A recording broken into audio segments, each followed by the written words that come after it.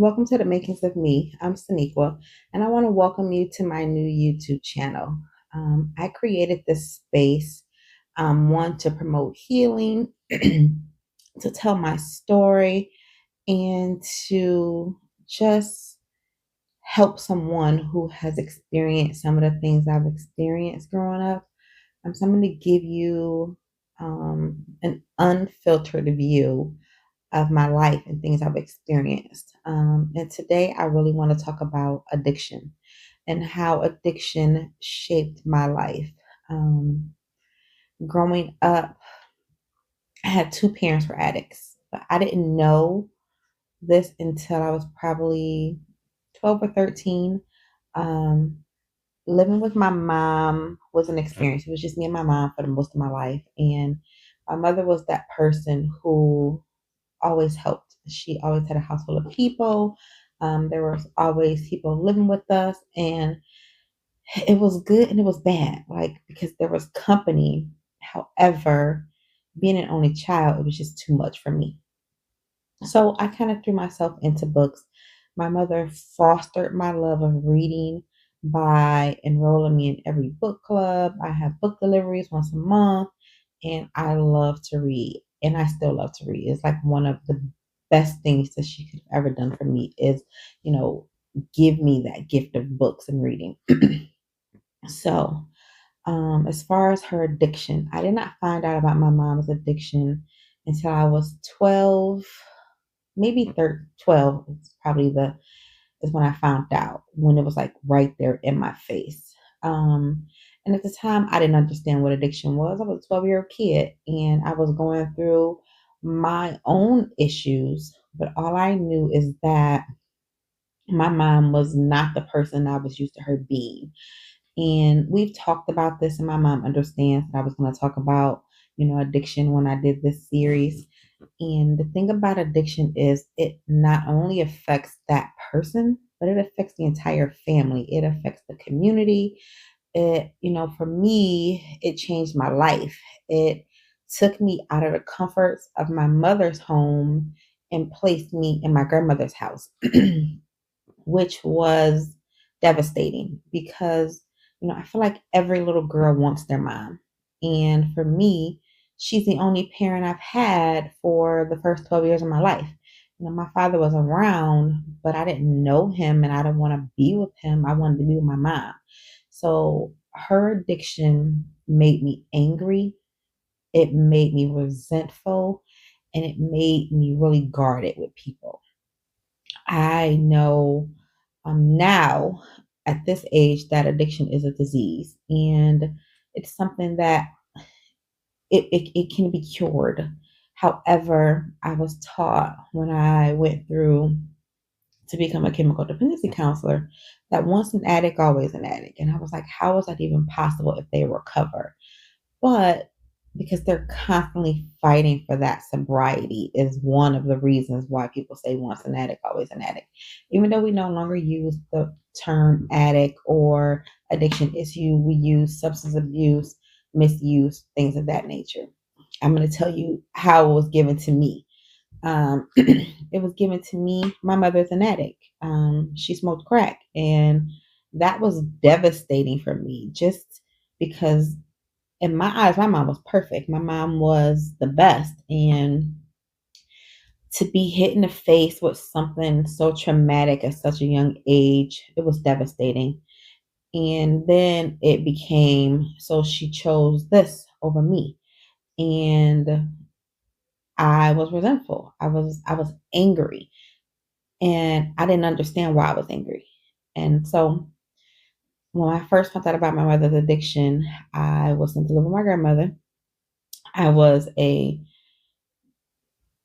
13-year-old parent. So imagine the stress of being a mom and not having your mom and kind of having to figure it out because that's exactly what I had to do. I had to figure it out.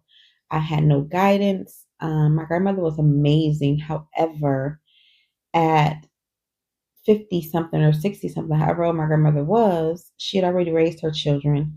And now she is in this home with her grandchild and her great grandchild, which was frustrating for her. looking back on it, my grandmother was like, "This is what it is. You're here." And I was like, "I don't want to be. Like, this is the last place I want to be."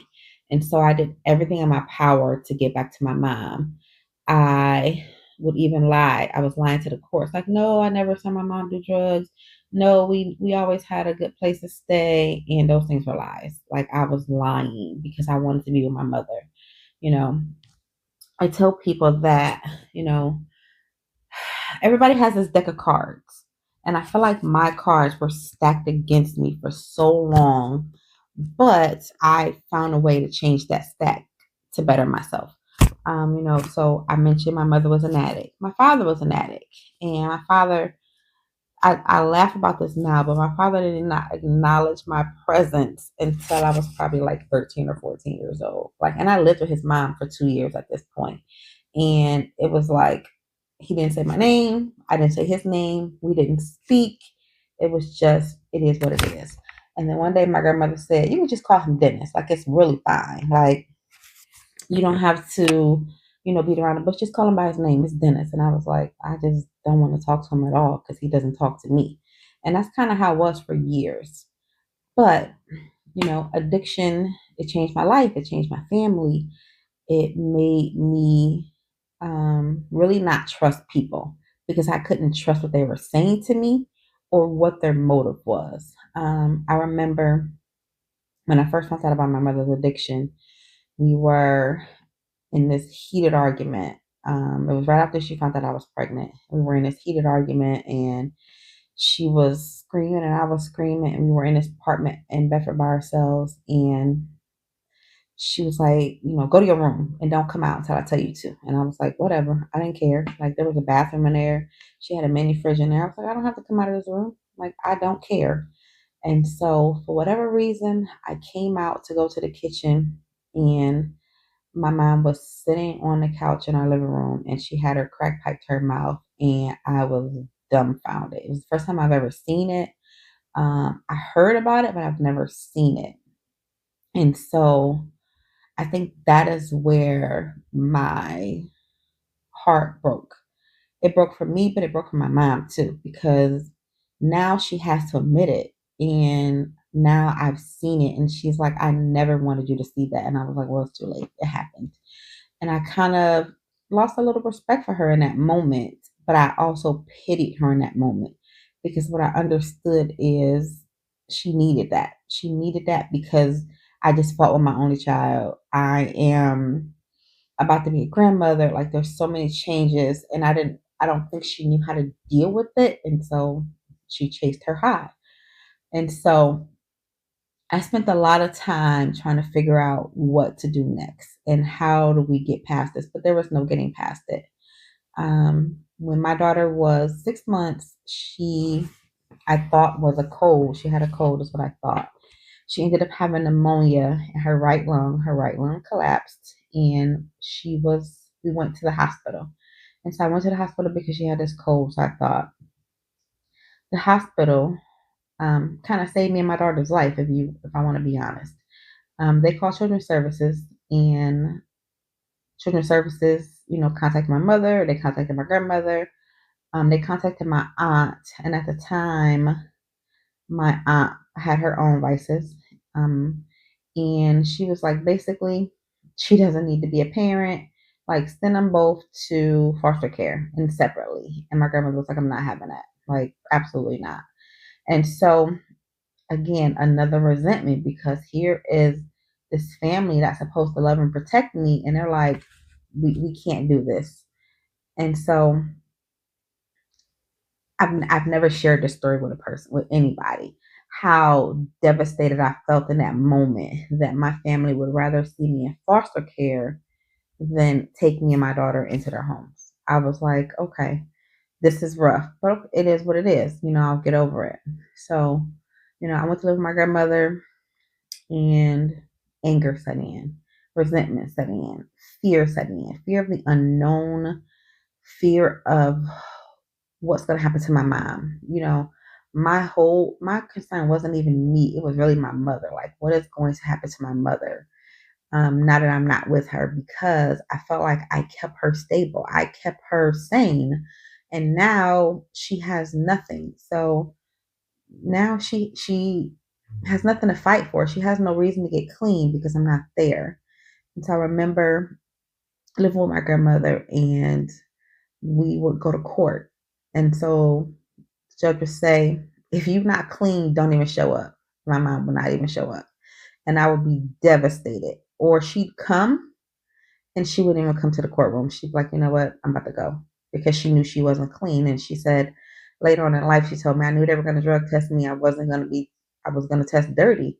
And so there was no point in me coming. And we didn't have a stable house at that point. We were living with, she called him her nephew. He was a dealer. And we were living in one of his spare bedrooms. And I was like, this is I knew it wasn't the best, but I wanted to be with my mother like any other child or teenager. I wanted to be with my mother. So I resented being in my grandmother's house. I resented it, and I resented anybody who thought that was a good idea. And I had no real positive role models at that point. So I just was lost. I was just a lost, angry girl. I remember, um, my mother's nephew, as we're gonna call him, he had all these girlfriends, all these baby mamas, and I just knew I was going to be next, because he was like, I'm going to have you. And I was like, yeah, no, like, I'm not interested. I don't want it. I'm good. But he was like, it's going to happen. And I feel like, had those chain of events not happened, where my daughter went to the hospital and we were moved, it would have happened, because my mom was so deep in her addiction, she would have noticed. And to no fault of her own, to the fault of her disease that she was fighting, I don't think she would have noticed. I think it would have just been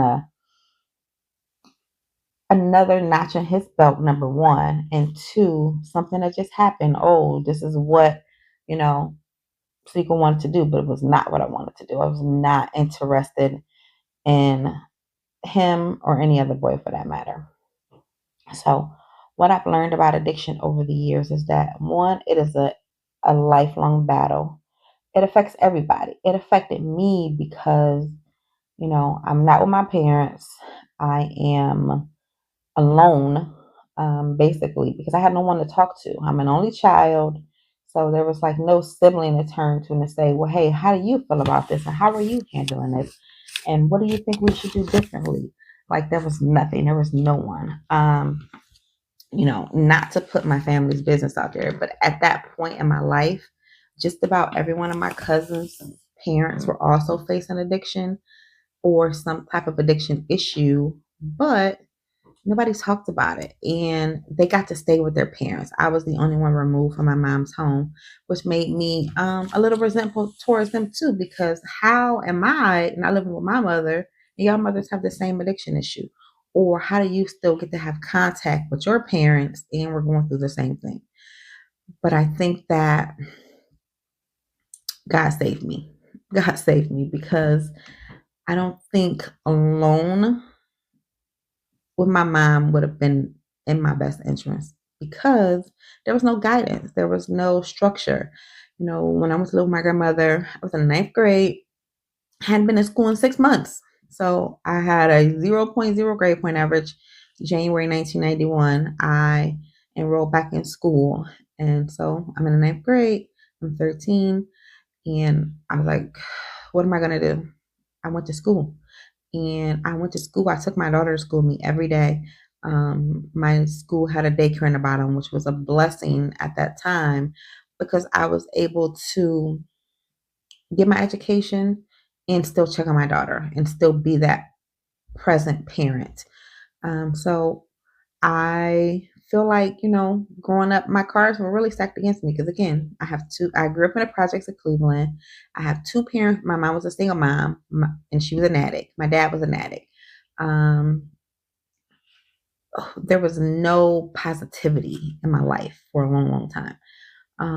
Then I became a teen mom, another statistic, where that deck is just getting higher. I'm a Black girl with no male role models, no positive female role models at this point, and I'm lost, like I'm angry and I have no one to talk to. So I took that time. I went to school. I still read. I learned how to pray.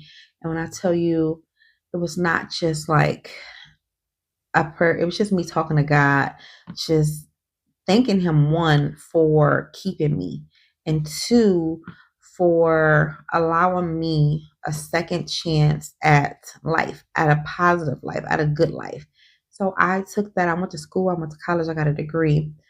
But I still didn't understand addiction. I went to work in a rehab, inpatient facility, and I went in as the assistant cook.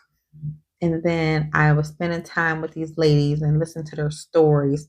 And I was like, I see my mother in every one of these stories. And so that prompted me to go and get a chemical dependency counselor license, because I was like, I need to know more. Like, I need to dive deeper into this, like why and the what's. And so I got my chemical dependency license in 2010.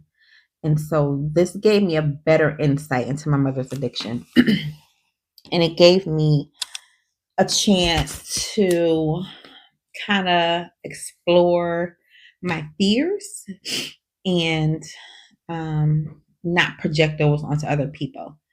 It taught me so much about addiction and how it happens and relapse and really how it affects families. By this time, my mom was clean, because I took my mom to rehab and I left her, and I refused to let her back in my car, so she had no choice but to stay. And so she fought it for a while, but then she just gave in. And so there was a time where I was my mother's biggest, and I say I was her biggest enabler, but now they say it was harm reduction. So my mom would go on her, I was, by this time I was living on my own, and my mom, we were back in touch, but we weren't mother-daughter. We were just in touch. And so I had kids at this time and I had my own place, and I would go get her and she'd come over my house and she'd sleep for days. I mean days. And my kids were like, Grandma's here, and they're so excited, but she slept the entire time. They were just happy that she was there. And so she would sleep, and then she'd be good by day 3. And I would make sure she had food, make sure she had a little bit of money. And so my mom made this statement, and she's like, I smoked crack, but I wasn't a crack kid. And I was like, what the hell is the difference? And she's like, well, first of all, I didn't sell my body for crack. I didn't do this for crack. She's like, I cooked dinner, I did hair, like I cleaned people's houses, like I made plates, like I survived. And I was like, oh, okay, I guess. And so then I realized that, so you use your food stamps to buy all these other people's food and cook for them, where I'm giving you my food out of my house. Like I'm taking out of my kid's mouth to make sure you're okay.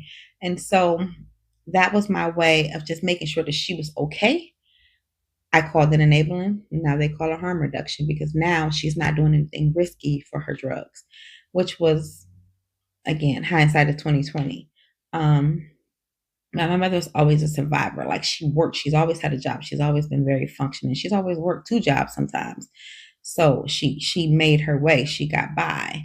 But it didn't help me. It didn't help me. It still put me in a bind, because now here I am out looking for her, making sure she's okay, making sure nothing's happened to her. And when you have a parent that's an addict and you're not in constant contact, when you see something on the news, you're just praying it's not them. When they say, oh, we found another body, you just praying it's not them. When you hear of an OD, you're just praying it's not somebody I know, not somebody I love. And so for me, it was always, Lord, please don't let this be my mom. Or, such and such got arrested. Please, maybe this is my mom this time, and maybe this is her and she's going to get clean. Nope, it was never my mom. My mom was like, she was slick. She had no arrest, no convictions, no nothing in with her addiction. Thank the Lord. You know what I'm saying? But you always, like, you wonder, like, is this her this time? So Another thing addiction did with me is it made me fearful of being an addict. And so I tell people all the time, like, I don't take pain medication. I am not a drinker. I am not a smoker because I have a fear that I'll be an addict, which is horrible. It's a horrible feeling because everybody knows I lost my hearing and I had this major surgery, and I wouldn't even let them give me narcotics. And the nurse kept saying, "Listen, you need to take something." I was like, "Tylenol it is." And she's like, "That's not enough." And so she's like, "You have to take something." And she gave me Toradol. And I was like, "Well, just give me a couple." And so she gave me enough for, I think, 4 days. I stressed that Toradol out for about 3 weeks because I was like, I cannot. I am so fearful of becoming an addict to the point where I would make myself sick if they gave me some type of narcotic. Like I would physically be sick because I was afraid that I was going to be addicted to it. And so I know, you know, the steps to becoming an addict. It's the abuse of that drug, and it's okay. This one didn't work. Let me take something else with it. Like I know how people become an addict, but for me, it didn't register in my brain that that wasn't me. So I refuse. Even now, like I tell people, I drink on vacation, and that's it. I can't drink anywhere else. Like I drink, and I'm such a lightweight. Like it's gonna be fruity. It's gonna be watered down. It's gonna be something because I have a fear. I have a genuine fear of becoming an addict because both my parents are addicts, and you know a lot of my family members were addicts at one point and or alcoholics, and that runs huge in my family. And so my fear is that I'm going to be that person, and I don't want to be, because I don't want to put my kids through what I experienced. um, Addiction also gave me a low tolerance for everything, and I was always waiting for the other shoe to drop with people. So it made me very, very suspicious of everybody. My kids will tell you that they never got to spend the night at somebody's house because I was like, mm-mm, I don't know what their parents are doing. Like they can come here, but you can't go there. And it made me not trust people because what I understand about addiction is that it makes you do the dumbest things. It makes you do the strangest things. I remember my daughter was getting WIC, and this was in 1991. And some between my mother and my aunt, my daughter's WIC for 6 months came up missing. And so I'm like, what am I supposed to do about milk? I am 13. I don't have a job. I don't have money. I don't get cash assistance from JFS. Like, what am I supposed to do? Like, and y'all stole her only source of food, and WIC didn't replace them. They were like, too bad, you lost them. You know what I'm saying? So those things made me hypersensitive, hyper vigilant about, who I let around my kids, who I let in my house. Um, it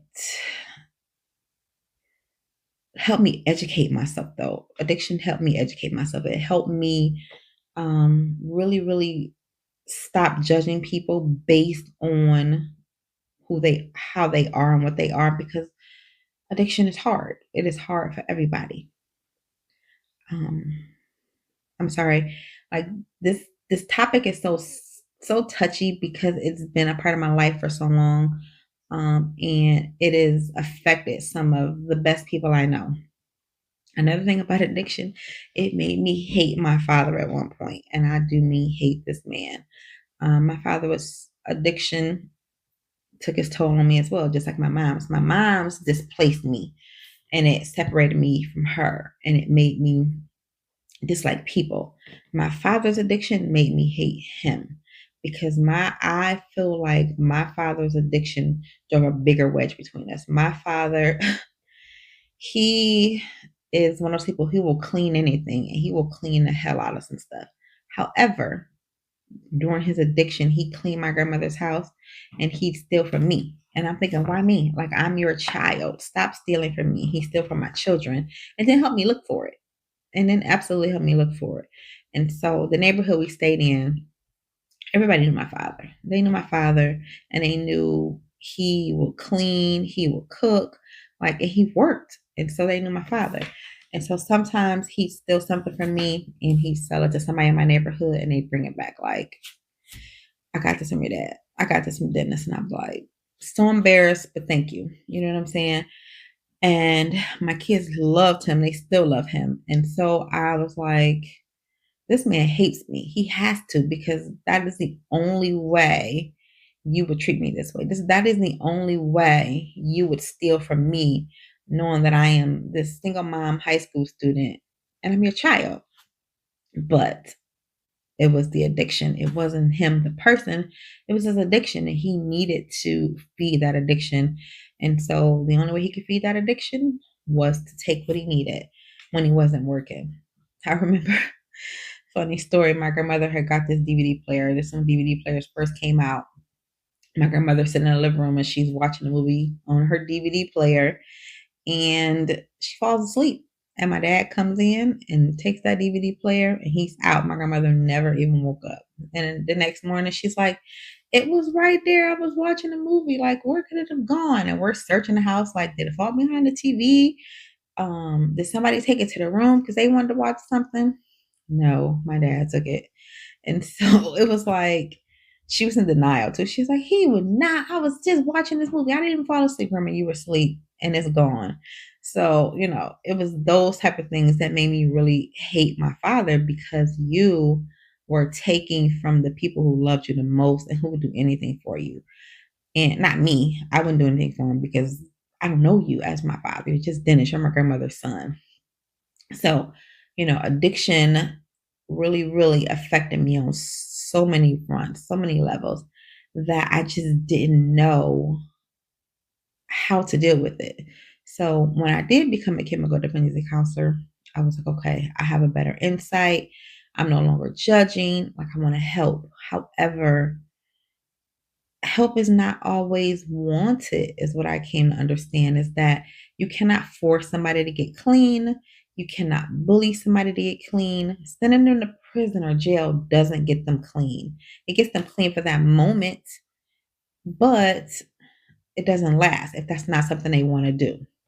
I understand that addiction is definitely a mindset, and you have to have a strong mind to overcome it.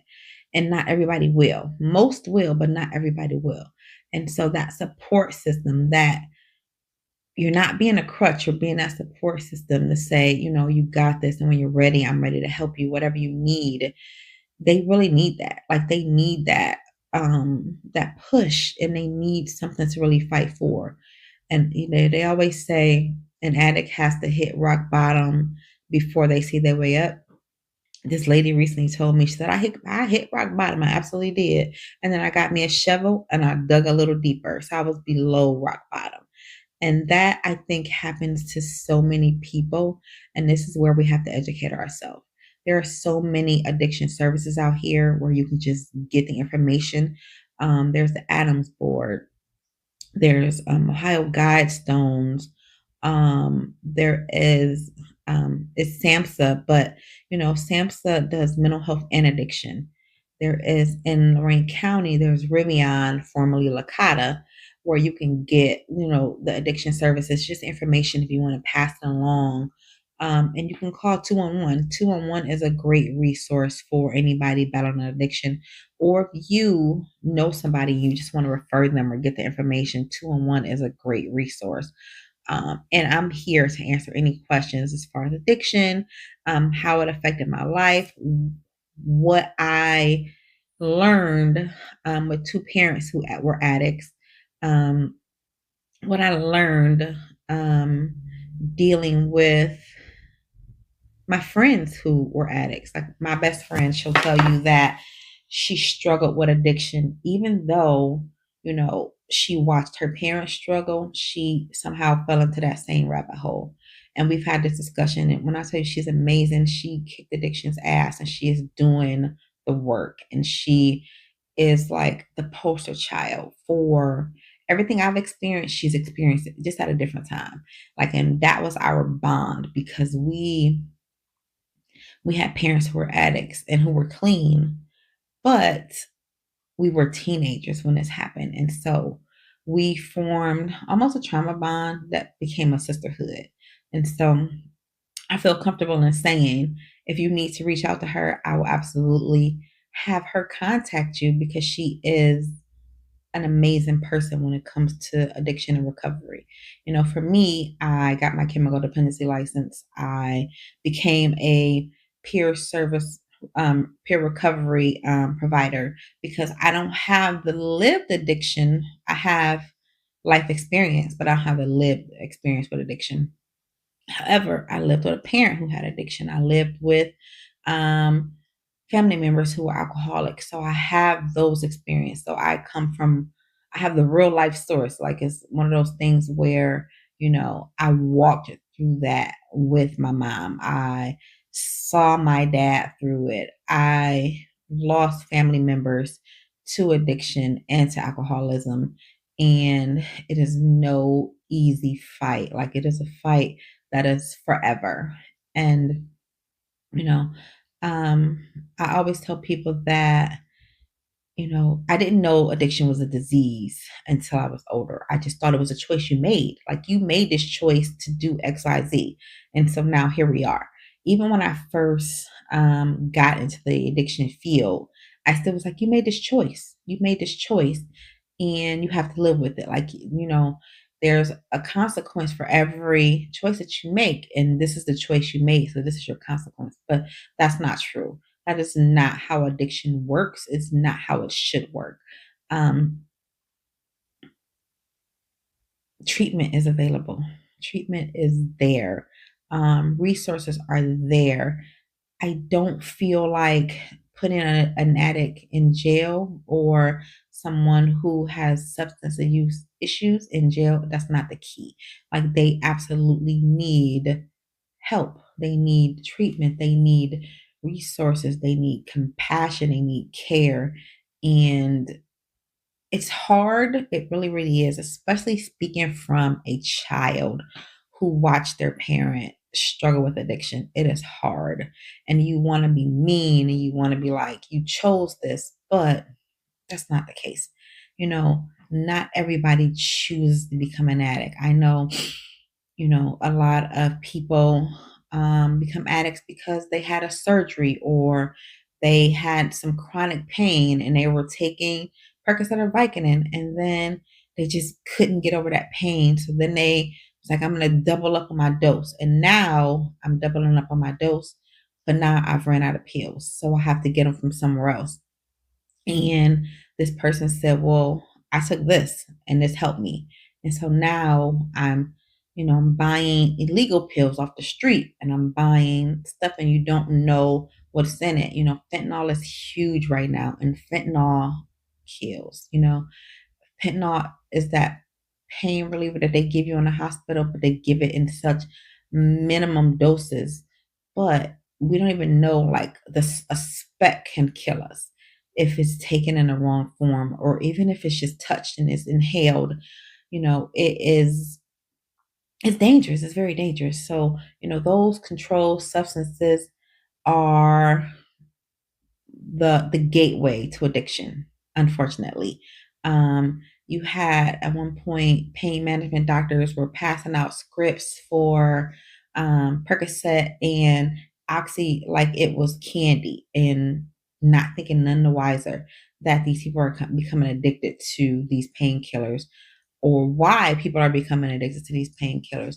Now, there's this huge push to do um, to do the work to make sure that we're not over medicating or under medicating somebody. So now they're looking for their next fix out in the street. So we have to be very careful about how we are, handling patients and clients who have chronic pain. I remember working in drug treatment, Suboxone was huge. And a person who didn't have, who was an alcoholic, didn't have drug issues, but now I'm taking this Suboxone because I'm going to get high. Like it's another opioid that gets you high, even though it's supposed to be a blocker to help those who are fighting addiction. If I'm not an addict and I take it, I'm gonna get high. And now I'm gonna be chasing that same high all the time. And that is kind of how addiction works. They're always chasing that original high and they never get it. So now they're using more and then more and more, and it becomes too much. I carry a Narcan kit in my car. I always said I'm never giving Narcan because addiction is a choice, but I carry Narcan in my car. I I would never not save a person because how I feel about addiction and how society has created us to deal with addiction. I'm a firm believer in I'm going to save everybody. I'm a little leery on doing CPR on mouth to mouth, but I will give compressions all day. I will Narcan you. I absolutely will. So I do carry that kit in my car. Um, I'm all about the Good Samaritan law too. I just want to be protected. If I save you and not break your bones, like I need to be protected too. But back to addiction. Addiction is it is a chronic disease. It is a chronic illness, and it affects so many people. It's so taboo that the people think only people in poor neighborhoods are addicts. That is the absolute biggest lie ever. There are professionals who are stone cold addicts, but they are, as you could say, functioning, and they hide it very well because they have the means to get their um, substances without going to these poor neighborhoods. You do find more addicts in poor neighborhoods. However, the wealthy and rich come to these poor neighborhoods to get their substances, or they call a dealer to their good, fancy neighborhoods to get their substances. And that's the truth. That's not like something I made up. That is like something I've seen. Addiction is powerful. It is heavy. I never want to downplay my mother's addiction or my father's addiction, but it's something that really, really made my life hard. I know it made theirs hard too, but this is about me. This is about my healing journey. And this is about, for me learning to forgive them for things that they could not control, unfortunately. And what I learned is forgiveness is really me letting go of the resentment, the anger, and the hostility towards them, because it does nothing for me. It's not saying that I approve of it or I condone of it. It's just saying I really forgive them. Forgiveness is me treating them like they want to be treated, me treating them how I want them to treat me. It's not me saying I'm going to let you step over me or I'm going to let you continue to use me. It's just saying I'm going to treat you decently. I'm going to treat you fairly. I am going to make sure that I am not abusing you. It's me recognizing the wrongdoing and knowing that they're human despite what they've done. Forgiveness also allowed me to kind of mend those relationships with my parents. Not saying they're the greatest, but we are working on it. Me and my mom talk every day. I don't talk to my dad as often. However, I do reach out. I do check on him. He checks on me. He contacts me on social media. So, and what I understand is that forgiveness happens a lot. It happens a lot. I will say that with my mother, it is every day. It is every day. Like it is every day. But it's not all bad. Like it's good too. It's always good to be like, no, things are good. Like we're really good. Um, I think that, for my mother, she has a lot of regret on how she handled the situation. But what she doesn't understand is that it made me this person, and that is okay. Like it made me strong. It made me confident.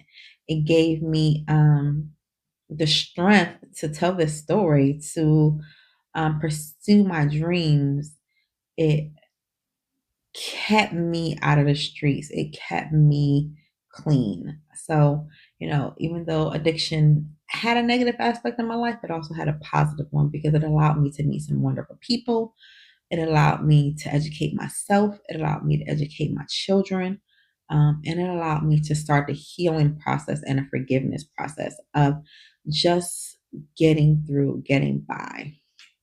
So I want to thank you for listening to me rant about, addiction and how it kind of shape my life. And if you have questions, please feel free to text me, inbox me. I will answer any questions you may have. You can follow me on all social media sites. I'm Saniqua Jones. No, I'm Saniqua Geddes. Sorry. On Facebook, I'm The Makings of Me 2024 on Instagram.